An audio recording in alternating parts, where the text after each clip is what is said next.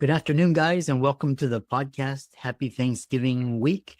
And today I've got a CEO, financial advisor, helping clients pursue wealth building strategies, speaker, and author. We'll talk about her book, Julia Carlson, author of Money Loves You, coming out of Oregon. And I'm really happy to have her on the show today to talk about all things financial planning, wealth planning, taxes, change in administration. And so, Julia, welcome. Yeah, thanks for having me. And my company's name is Financial Freedom, which I feel like you like that too. Yeah, I love that, and I love how we are our goals align. So briefly Yeah. talk about your story and your journey, and I'm excited to delve into the conversation.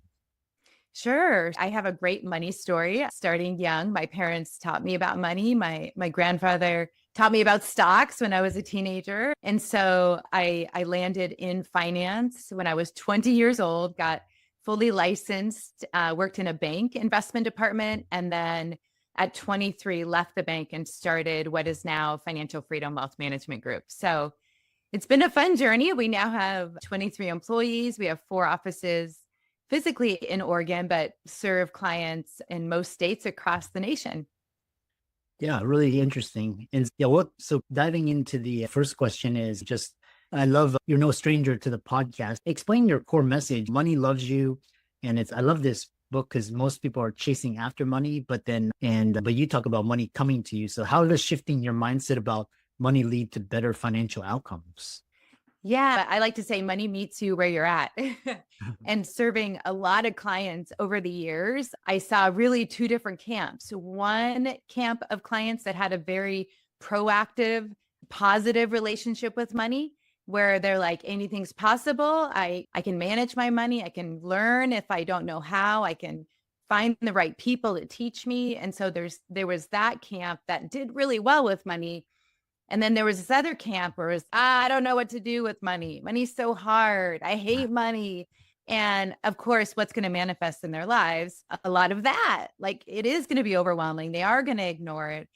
And so what I have found is that if we can have the energy of, hey, money loves you, it has your back, like it's a friend, it's like we can have this really great relationship with it. It's that empowering place to start. And then how do you partner with it to build financial independence? Because I think financial freedom, we can all experience that without having to have financial independence. Mm, So I interesting. can talk more about that. Yeah, because what I've learned and what I've realized is people's definitions are different, and the way I view financial independence and freedom is different. So talk about your definition, and we'll find some common ground to discuss. Yeah. So I believe financial freedom is accessible to all of us. And what it means is that you have an intentional plan, that you're walking that plan, like you're taking action on that plan to get you to your financial independence goals. Because financial independence can sometimes take a lifetime, depending on the resources, the income you have, your family structure, a lot of things, whether you're self-employed, whether you're an employee, whether you're a business owner, all those things impact the ability to get financially independent. But financial freedom just means, hey, I know where I'm going. I have the plan in place and I'm taking action. I'm walking that path. Mm, So in the discipline of that is where you find freedom. mm. Oh, interesting.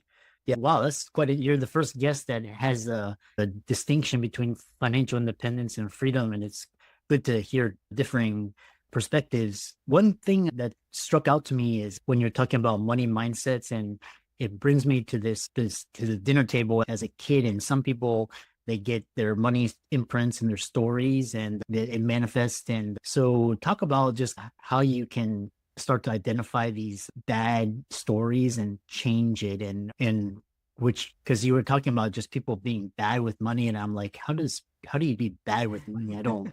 So talk about that. Yeah, it starts at an early age, like our caretakers and what we heard about money in the house, where your parents fighting about money. I think 43% of divorces end due to money. So it's out there. And I think the first thing is awareness to what our money story is. So The question I like to ask is, what was your earliest memory around money? What did your parents believe around money? And just starting to have a dialogue and really helping clients verbally process, like, what is deep down in that subconscious that is probably causing them to take certain actions that may or may not be in their best interest for their finances. And the most common thing I see is just this like scarcity or fear, and which I think manifests in avoiding money. Like people just, I think, just put it off for another day. Life's busy. We have careers, we have kids, we have all these things going on. And so unless people really sit down and get intentional with their money, it's all of these scripts, mostly negative, are running, impacting their day-to-day behavior. Mm-hmm. Because it's interesting because you described this symptom of being bad with money. And what are some of the scripts leading to this symptom of being bad with money? And what does being bad with money look like? Okay, so this is good. So I would consider, so bad could be like spending more than you're making consistently, right? Not a one-off thing, but like you're consistently overspending. Or you have a plan, you're like, okay, this is my plan. And then you sabotage that. So you start making decisions that aren't in alignment with what you said you were going to do. And so that could be, the symptom is overspending money. The root cause could be, I don't feel like I'm worthy. So I'm going to go try to get the dopamine hit of a new car, a new clothes, whatever it is, to make me feel good, which then makes the choices. If you are overspending, I'm not saying buying nice things is bad, but I'm saying is if it's out of alignment with what your plans are. And so if you're saying, hey, I'm going to do this, but then you turn around and do something else, that is a deep-rooted belief of something else going on there. So it's either I'm not good enough, I'm not worthy, I don't deserve it, something like that. Yeah. And there's so many different money scripts because I love taking your perspective and it's interesting. My next question is, you have an anti-budget framework, and because most people struggle with these budgeting, and what is the anti-budget system and how does it empower individuals to achieve financial freedom? Yeah. Over again, my career of helping people, what I've realized is people are like, they resist budgeting. Again, it feels like something very restrictive. It sounds like someone is telling you what to do, even if you set up your own budget. So it can feel disempowering. And I think the idea of the anti-budget is, hey, I get to be in charge of how I spend my money. And that's the energy that you bring to it. And I'm not saying don't track, because we are going to track where your money. I think that's very important. But you're going to allocate your money based on what you value, based on what brings joy to you. Because all of us like to spend money differently. All of us like different things. And so I think if you can approach it in the way that, hey, a nice house payment or a nice car, buying a car, whatever those things that you value are, have to be in that spending plan, as opposed to be following guidelines or rules that are somebody else's rules. So I think the way that I think about it is I set it up to, hey, what brings you joy? How are we going to spend that money there? What are your comforts, like your cell phone bill, the things we have to pay, utilities to keep the lights on? And then there's usually frustration costs, where this is the money that, it's like, for me, I can go to Target with my kids and I can come out spending $500 and I'm like, what did we just spend money on? It wasn't a plan, right? And so it's like, you just want to make sure there's intentionality to it, and the money is flowing to what brings you joy. Interesting. And it brings me to my next question, because self-worth, wealth, and basically, because you're talking about circulating money to basically live life, and what about, there's people that overspend and then there's people that underspend, like people like for me, I used to just be like super frugal, and just like every dollar was like it felt like I was increasing my net worth, and that made me feel good. But it was like, but so what is the correlation between self-worth, wealth, and how much you spend? Yeah, I have clients like that too, right? They save all of their life and they get to a place where they are financially independent, but then they don't feel like they can spend. And so we have to have the conversation of it's joy, it's fulfillment, it's spending money on things that are important to you. And that's one thing if you already are financially independent. But like you, if you were doing that to reach your goals, Mm. and my guess is there was a goal attached to that. So you could do other things. And there Mm. could be a season in your life where you're like, you know what? I'm going to put my head down, not going to spend money. I'm going to meet this goal. But then there's usually a season of like fruit where you get to enjoy that and have fun. So I hope that's what you are, where you're at now. Um, I yeah. think, yeah, I think there's this like we all get this one life to live. And I think that money is meant to be in movement, it's giving and receiving. And so I think if you have one without the other, it's going to show up in some way in your life. Yeah, it reminds me because I would have a certain goal, and then like for example, if I I would agonize over like a $10 purchase because it would keep me like $10 under my goal, which I mean, you still $10 isn't gonna break the bank, but it was just like agonizing and just but there has to be some like kind of leeway. Grace. Um, Yeah. At the same time, I've seen where people have little amounts to save and don't save it because they don't think it'll amount to much. It just depends on where income levels are at. But for me, I started saving $25 a month when I was a teenager. And that really instilled really great habits to where now that I'm making much more, I'm still saving quite a bit, but I'm also having fun too. yeah, it's like you were describing that season, and then you can enjoy the fruits. And when you've reached a certain level, what the other thing I have a question about is because just the future of financial advisory services, because past guests have talked about like mutual funds, and I don't touch mutual funds since the early 2000s, and now we got zero commission, we got Robinhood. And so talk about future of financial advisory services and Sure. where AI is coming in. I'm curious to hear your thoughts. Yeah, we use a variety of investments for our clients. And I think that the investment management, the cost of investing, that is all going to go way down. I think what will still be needed in our world is the actual emotional intelligence, the estate planning, the tax planning, all of the management, the human aspects of what we do for clients. And so already there's two ways for clients to engage with us. Like we've adopted this model where we have more of a retainer model that like an attorney or other professionals would use. That way they can get that rich advice and help and guidance and that advisor in their corner without us actually having to manage the money. But then there's also a lot of clients that don't want to learn all the details, that don't want to pick the right ETF or stocks or the right combination of all of that. And so that's where they'll delegate the actual investment management to us. So lots of different ways. I think we'll be in this era probably for the next 10, 20 years where it's like a hybrid. But then it will be interesting to see how we evolve. Mm. How are you thinking about artificial intelligence, and how are you bracing or preparing for its impact?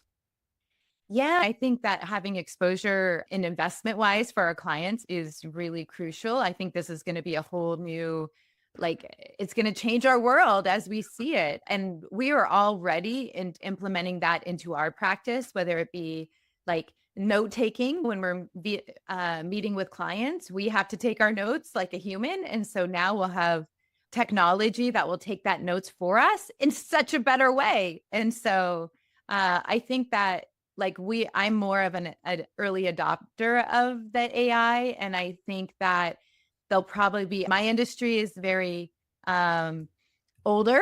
And so I think there's going to be a lot of the industry that just decides to either sell their practices or retire because they don't want to adopt the technology at the speed that it's going to be coming. And so I think it only makes us better. I think that's the way we have to look at it. Yeah. Yeah. It reminds me when the electronic health records came to a lot Oh, of the yeah. older doctors, they were just like, yeah, I'm not going to learn this. I've had 60 years in my career. I'm just going to retire, which is interesting. Talk about client base, because a lot of the boomer, older Gen X, they're like very heavily equity, bond, and I'm not sure bonds, but real estate, traditional. And then this newer, like the millennials, Gen Z, they're interested in digital assets. And what sort of questions are you getting among clients around new areas of investment, such as AI, technology, digital assets? I'm just trying to get a pulse on where everything is. Yeah. So I would say the majority of our clients are like 50 and older. So we do tend to get the clients that are more like safe with what they know. But then my peers and younger generation, they definitely have all the questions around cryptocurrency, around AI. How do I make sure I'm investing in all of this Mm. prudently, right? Yeah. Because at this stage of game, there is a level of risk there because it hasn't been around. We're talking, gosh, 15 years. So it's just now making its way into more mainstream. And I think my rule, if you will, or guideline is to be okay with the money that you invest, that if you don't see it again, you're going to be okay. Don't bet the farm. But at the same time, I think investing in those assets is the best experience that you can get to start getting comfortable, to start understanding how they work. And so I do think it'll be interesting over the next 4 years, like how I think it will become even more mainstream. They have to figure out the regulation to it. And that I think we'll be in a different position 4 years from now, for sure. Yeah, especially with a new administration, because it's very pro innovation, and like the Oh, yeah. Biden administration was anti innovation, and so what sort of questions are you getting around just how clients should be thinking about and preparing for a change in administration, change in tax policy, how they should be repositioning themselves, rebalancing what asset classes? Just again, I'm very curious. Yeah, if you follow what we've been talking about, I think the more those small companies that tend to be more innovative, that tend to be more interest rate sensitive, when the interest rates go down, that will be pro business in that small company group. So we like small caps, like we've transitioned a bigger percentage there in the recent months, looking at all of the indicators. And then you'll see that there's now whole funds and sectors that are dedicated to AI and cryptocurrency. And I think instead of going and buying one thing, you can buy an ETF that has exposure to a whole segment of market, which is going to be a little less risk than buying just one specific security. And so those are some areas where I can't give specific advice, but I would say leaning into and understanding that there's opportunity there. Interesting. So rounding it out, we have around 2 minutes. Talk about your book, and talk about and how people can find you and follow you, and how, yeah, and words of inspiration for those achieving or on their path towards financial independence and financial freedom. Yeah. So I'll just end. I think to finish, my thought is I think we're going to be in a very friendly tax environment, especially for investors and specifically real estate investors. And then also business owners, people that are setting themselves up as business owners. I think the incentives for taxes is going to be all centered around that. So I would really encourage you to think about that in your planning as well. Yeah. But yeah, my book, Money Loves You, is on Amazon. So you can get a copy of the book there. And it really is a lot around examining that relationship we have with money, looking at our subconscious beliefs and bringing awareness to that. And really, how do you have this really great relationship with money where you gain mastery over it? And then you can go into the financial principles of building wealth. And so that's what the book is about. And then my website is juliamcarlson.com. I love that. And thanks so much for coming on and sharing your experience and wisdom.